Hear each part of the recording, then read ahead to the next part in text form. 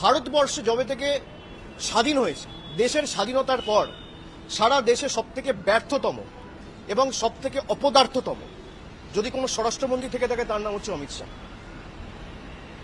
আপনি জিজ্ঞেস করুন, যে বিজেপির সাংসদরা বলছে যে দেশের স্বরাষ্ট্রমন্ত্রী নিজে একজন ঘুষপেটিয়া, সে এসে বলছে বাংলায় ঘুষপেটিয়া আটকাবো। আরে বাংলায় যদি ঘুষপেটিয়া হয়ে থাকে, 11 বছর ধরে আপনার সরকার কেন্দ্রে, 6 বছর ধরে আপনি দেশের স্বরাষ্ট্রমন্ত্রী, সবার আগে আপনার রিজাইন করা উচিত। পশ্চিমবঙ্গে 3 দিনের জন্য এসেছেন অমিত শাহ।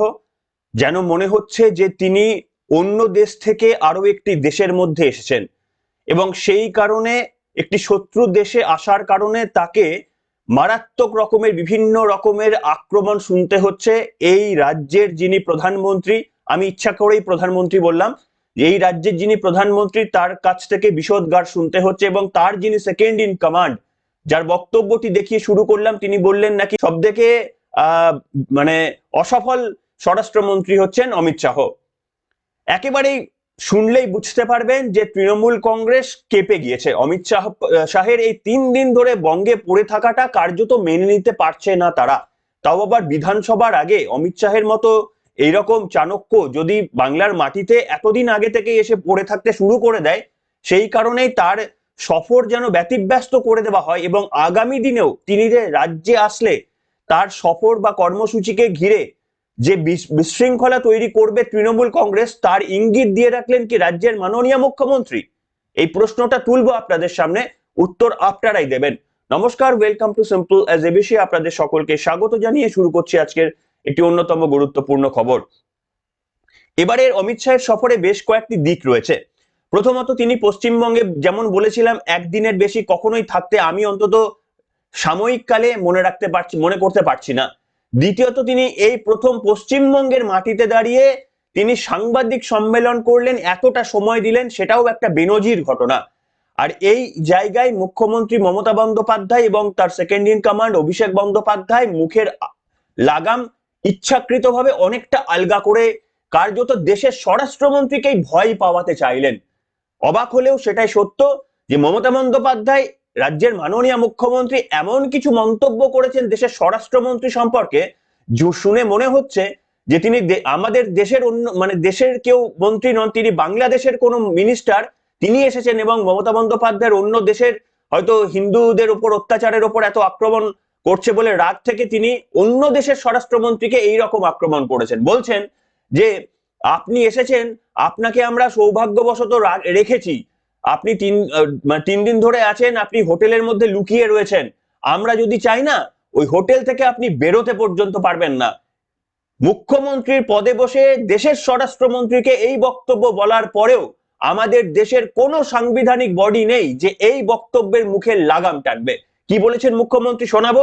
এবং ভারত যে মোটেই একটি গণতান্ত্রিক দেশ নয়, এখানে পাওয়ার মার্শাল পাওয়ারই একমাত্র কাজ করে, এখানে সংবিধান শুধুমাত্রই নিচু তলার সাধারণ মানুষের জন্যই বলবৎ হয়, মন্ত্রী সন্ত্রী বা প্রভাবশালী নেতাদের জন্য এখানে সংবিধান যে উপেক্ষা করা হয়, এই মন্তব্যের সব থেকে বড় তার প্রমাণ। শুনুন, নিজের কানেই শুনুন। তাকে উত্তর দিতে হবে বাংলা ভদ্র বলে। আজকে আপনি তালকুটিরে লুকিয়ে আছেন, মনে রাখবেন আমাদের যদি ইচ্ছে থাকতো, আমরা যদি অসৌজন্যতা করতাম, আপনাকে এক পা বেরোতে দিতাম না। আপনার ভাগ্য ভালো যে এত অত্যাচার করার পরেও আপনাকে আমরা আতিথ্যতা দিচ্ছি। এটা আমাদের দুর্বলতা নয়, এটা আমাদের ধর্ম, আমাদের সংস্কৃতি। শুনলেন? আপনি ভাবতে পারেন, আপনি কল্পনা করতে পারেন, চোখ বুঝে আপনি একবার কল্পনা করে দেখুন তো যে এর আগে অতীতে কোনো জায়গায় কোনো রাজ্যে এখনো ভারতবর্ষের বিভিন্ন জায়গায় অনেক বিরোধী দল রয়েছে, সেখানে কোনো একটা জায়গায় দেশের স্বরাষ্ট্রমন্ত্রী আসলে ঘরে বন্ধ করে রেখে দেবো বা তার বেরোতে দেবো কিনা এই নিয়ে প্রশ্ন করছেন স্বয়ং মুখ্যমন্ত্রী। আপনি একটি রাজ্যে দেখান কিংবা পশ্চিমবঙ্গে অতীতে 34 বছরের বিভিন্ন অপশাসন আমরা দেখেছি, একবারের জন্য এই ঘটনাটি আপনারা দেখান।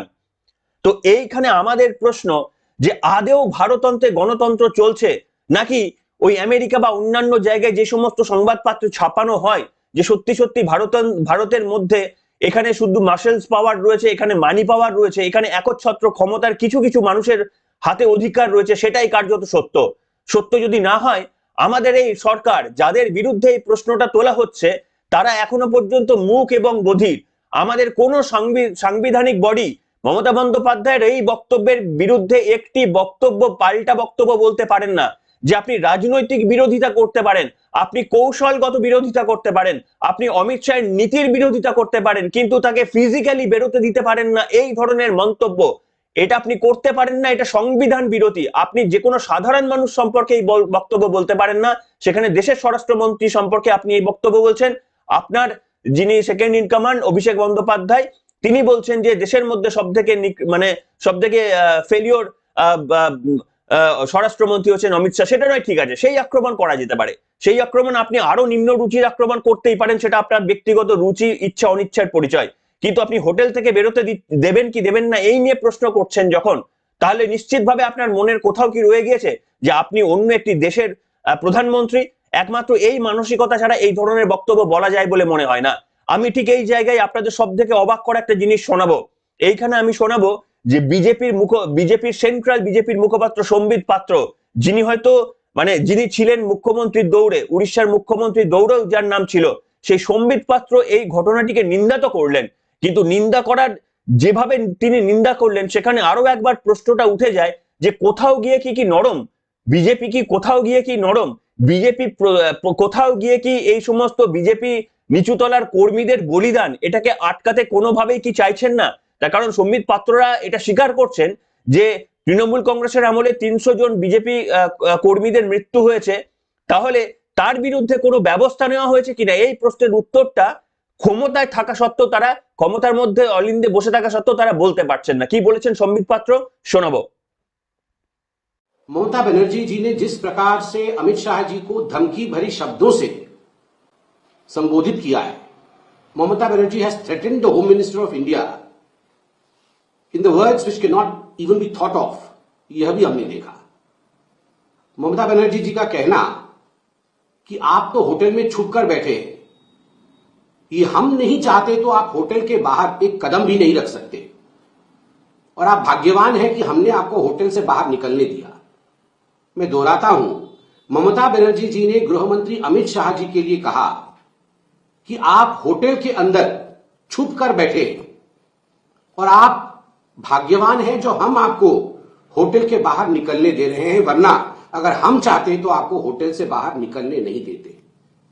यह देश के एक बड़े राज्य पश्चिम बंगाल की मुख्यमंत्री ममता बनर्जी के शब्द हैं अपने ही देश के गृह मंत्री अमित शाह जी के लिए।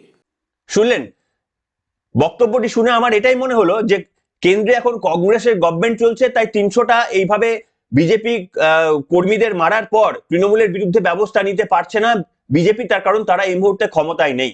অমিত শাহকে প্রশ্ন করা হয়েছিল একটি বিষয় নিয়ে, ওটা আমি পরে কখনো শোনাবো।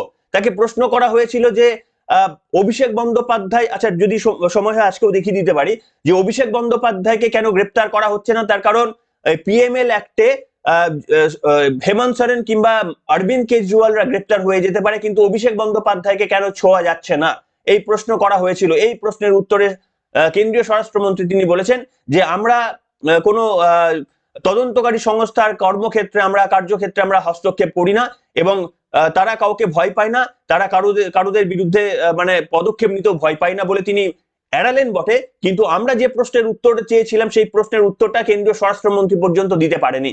একদিকে এই আচ্ছা বক্তব্যটা আগে শুনিনি, তারপরে আসবো বিশ্লেষণে। শুনুন। बांग्ला अमित जी नमस्ते। PMLA prevention of money laundering act हम जानते हैं हमारा देश का काफी कड़ा एक आइन है, जिस आइन के दौरान अरविंद केजरीवाल जी तिहाड़ जेल चला गया, हेमंत सोरेन जेल चला गया, लेकिन यहाँ वेस्ट बंगाल में ईडी कलकत्ता हाईकोर्ट में रिपोर्ट दिया है, एक कंपनी है लीप्स एंड बाउंस जिसका 150 करोड़ रुपया सीज हुआ है, लेकिन उसका मालिक अभी तक अरेस्ट नहीं हुआ। उसका नाम है अभिषेक बैनर्जी, एमपी आप जानती है। इसीलिए सेटिंग्स वगैरह ये जो लोग प्रश्न कर रहे हैं, इसीलिए सेटिंग्स वगैरह ये हवा उठ रहे हैं, नैरेटिव उठ रहा है।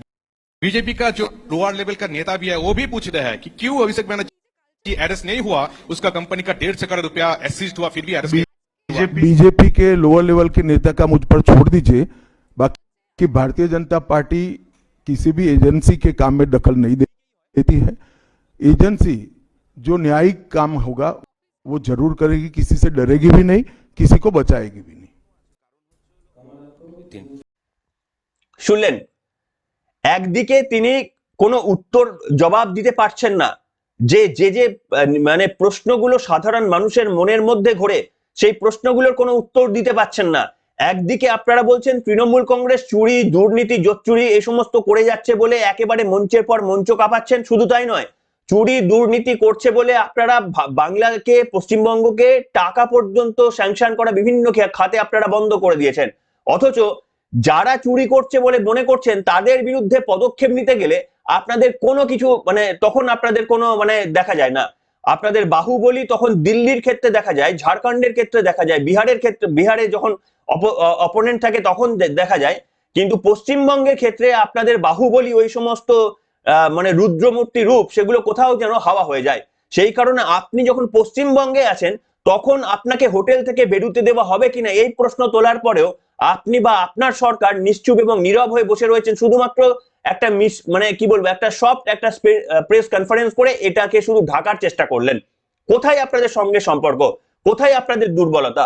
যদি মনে করেন যে সত্যি আপনারা পেরে উঠছেন না, তাহলে ছেড়ে দিন পশ্চিমবঙ্গকে মমতা বন্দ্যোপাধ্যায়ের হাতে। তাহলে এশায়ার করবেন না, এই এশায়ারের নামে ভুয়ো জিনিস করার চেষ্টা করবেন না। অভিষেক বন্দ্যোপাধ্যায় গতদিনে মানে আজকেই প্রেস মিট করেছেন, সেই আপডেট আমি কালকের সকালের পর্বে আপনাদের দেওয়ার চেষ্টা করব। তিনি অনেক কিছু কথা বলেছেন, কোনো মানে প্রচুর কিছু ইলেকশন কমিশনকে প্রচুর প্রশ্ন করেছেন, প্রশ্ন করে নাকি এখানে যা উত্তর দিয়েছেন আমরা তো বুঝতে পারি যে তিনি ভেতরে গিয়ে কি বলেছেন আর বাইরে গিয়ে কি বলবেন, তার ন্যারেটিভ কতটা চেঞ্জ হতে পারে সেটা আমরা গেস করতে পারি, কিন্তু আমাদের হাতে তো প্রমাণ নেই, আমরা এ নিয়ে কথা বলবো না। কিন্তু আমার প্রশ্ন হচ্ছে যে এই রকম এতটা কিছু করার পরেও এই এই এই ক্ষমতায় থাকা বিজেপি সরকার তারা একেবারে হাত গুটিয়ে কেমন যেন একটা মানে ভয়গ্রস্ত ব্যাপারের মতো হয়ে বসে রয়েছে। আপনারা এই নিয়ে আপনাদের দায় এবং দায়বদ্ধতা ছেড়ে যাচ্ছেন শুধুমাত্র বিজেপির নিচুতলা কর্মীদের জন্য।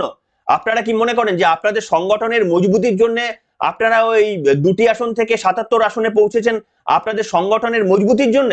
আপনারা কি মনে করেন যে লোকসভাতে যে কটা আপনারা আসন পাচ্ছেন আর সেটা আপনাদের সংগঠনের জন্য? পশ্চিমবঙ্গের মানুষ বীতশ্রদ্ধ এবং এখানে দ্বিতীয় কোনো অপোনেন্ট উঠে আসছে না বলে শুধুমাত্র আপনারা ভোটটা পাচ্ছেন। আমাদের এখানে যদি অপশন থাকতো আর অন্য, যেহেতু এখানে কংগ্রেস টেস্টেড এবং ফেলিওর, সিপিএম টেস্টেড এবং ফেলিওর, আর অন্য কোনো রাজনৈতিক দল নেই যাকে মানুষ ভোট দিতে পারে বলে আপনারা ভোটটা পাচ্ছেন।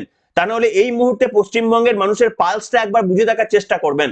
যেভাবে পশ্চিমবঙ্গের মানুষ প্রথম দিকে আপনাদের বিশ্বাস করেছিল, এখনো রাজ্য কিছু কিছু নেতাদের পশ্চিমবঙ্গের বিজেপি নেতৃত্বের উপর মানুষ এখনো বিশ্বাস করে, এবং মানুষ বিশ্বাস করে এই সমস্ত বিজেপি নেতৃত্বরা অসহায়ভাবে আপনাদের মুখের দিকে তাকিয়ে বসে রয়েছে, কারণ এরা কোনো আঞ্চলিক পার্টি নয় যে এরা নিজেদের সিদ্ধান্তে কোনো পদক্ষেপ এরা নিতে পারে, আপনাদের মুখাপেক্ষী হয়েই এদের থাকতে হয়। আর তারপরেও আপনাদের এই আচরণ, আপনাদের এই সফট কর্নার, যেটা মমতা বন্দ্যোপাধ্যায় এবং তাদের দলকে এই রকম ভাবে উন্মুক্ত করে দিচ্ছে, একটা আপনাদের বিরুদ্ধে এই রকম যদি পদক্ষেপ যদি মুখ্যমন্ত্রী মমতা বন্দ্যোপাধ্যায় বলতে পারে, তাহলে একটা বিজেপির নিচুতলার কর্মীর কি অবস্থা হতে পারে সেটা কখনো কল্পনা করে দেখেছেন? আপনি যখন রাজ্যে রয়েছেন, স্বরাষ্ট্র মন্ত্রকের মতো একেবারে প্রধানমন্ত্রীর পর সব থেকে গুরুত্বপূর্ণ দায়িত্ব আপনার কাঁধে রয়েছে।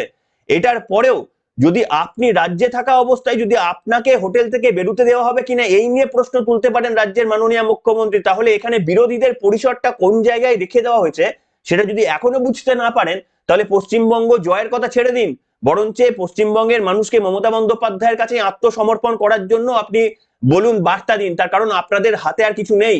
পশ্চিমবঙ্গের মানুষকে বলুন যে আপনারা বিরোধিতা করবেন না, তার কারণ আমরা দুর্বল, আমরা গণতন্ত্রকে রক্ষা করতে পারিনি, পশ্চিমবঙ্গকে কাশ্মীর হয়ে যাওয়া থেকে আমাদের ওই 56 ইঞ্চি আটকাতে পারেনি। তাই সেই জন্য আপনারা বরঞ্চ উল্টোটা বলুন, মানুষকে মারার চেষ্টা করবেন না। এই যে এতগুলো 300টা মানুষের প্রাণ গেল, এটা শুধু তৃণমূল কংগ্রেসের নয়, যে অযোগ্যতায় আপনারা এটাকে আটকাতে পারলেন না, তার মানে সেন্ট্রাল বাহিনী নামিয়েও যেটা যদি আপনারা আটকাতে না পারেন, তাহলে এই অযোগ্যতা 300টি মানুষের যেটা আপনারা স্বীকার করছেন, এদের প্রাণ যাওয়ার দায়িত্ব আপনাদেরও রয়েছে। তাই পশ্চিমবঙ্গের বুকে দাঁড়িয়ে শুধুমাত্র ভাষণ দিয়ে পশ্চিমবঙ্গের রাজনৈতিক পরিস্থিতি অশান্ত করে যাওয়ার দায় এবং দায়বদ্ধতা নিতে হবে। কেন্দ্রের থেকে যদি এই দায় এবং দায়বদ্ধতা নিতে না পারেন, তাহলে পশ্চিমবঙ্গের মানুষ আপনাদের বিশ্বাস করবে কি করে? যাই হোক বন্ধুরা, আপনাদের বক্তব্য লিখে জানাবেন। তবে এটুকু শিওর যে অমিত শাহের এই আসার পর তৃণমূল কংগ্রেসের মানে হালে পানি নেই, তারা কাঁপতে শুরু করে দিয়েছে, এটা কিন্তু আমরা বুঝতে পেরেছি। কিন্তু আমরা দেখতে চাই যে আগামী দিনে যে সেটিং নিয়ে যে প্রশ্নটি করা হয়েছিল সেই প্রশ্নের উত্তরে অমিত শাহ আমার তো মনে হলো তিনি বাইপাস করে চলে গেলেন, এটা একেবারেই পছন্দের হলো না। এটা আগামী দিনে আপনাদের শোনাবো যে তিনি ঠিক কি বলেছিলেন। আপনাদের মন্তব্যের প্রতীক্ষায় থাকলাম, আপনারা জানাবেন আপনাদের মন্তব্য। এখনকার মতো এখানেই।